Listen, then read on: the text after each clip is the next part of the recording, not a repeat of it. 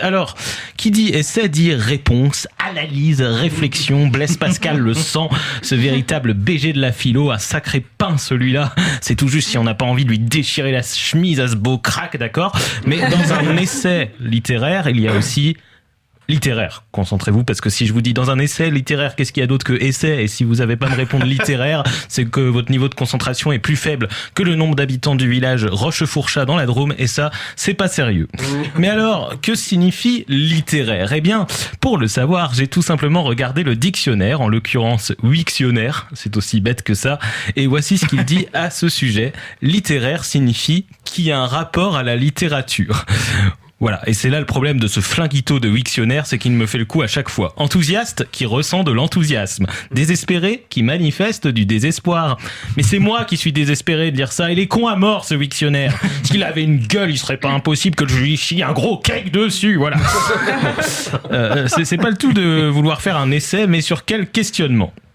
Quel est le thème de ma chronique ? On aimerait bien savoir. Eh bien, après 3 insomnies de brainstorm avec moi-même, j'ai fini par dégager 3 grandes thématiques actuelles qui nous font réfléchir sur le monde. Nous allons donc aborder soit la question comment s'appelle la première page d'un magazine, soit la question comment insérer un menu déroulant dans un fichier Excel, soit la question comment se porte Benabar, ce chanteur qui s'érige en redresseur de tort contre l'ordre établi à travers des textes coup de poing entre 2 refrains qui parlent de la table basse du salon.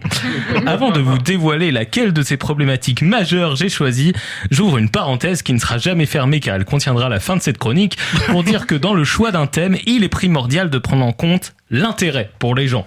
En effet, je me suis rendu compte grâce à une formation en ligne d'un coach en business, mais dans ce que vous proposez, le manque d'intérêt, s'il prend trop de place, peut être un red flag.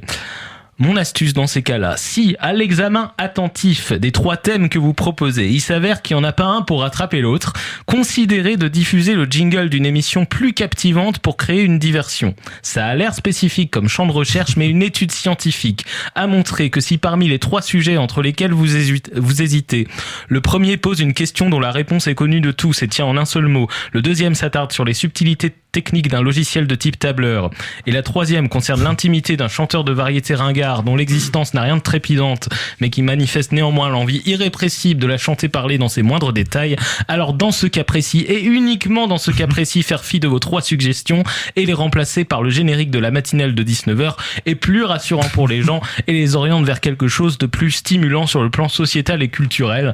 As-tu ça en stock ? La matinale de 19h, le magazine de société de Radio Campus Paris.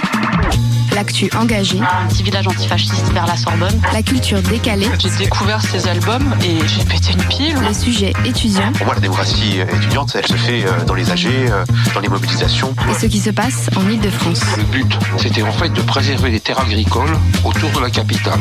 Du lundi au jeudi, de 19h à 20h, sur Internet, sur le DAB+, et sur le 93.9 FM. J'aime bien les regards d'attente comme s'il y a une autre chute derrière.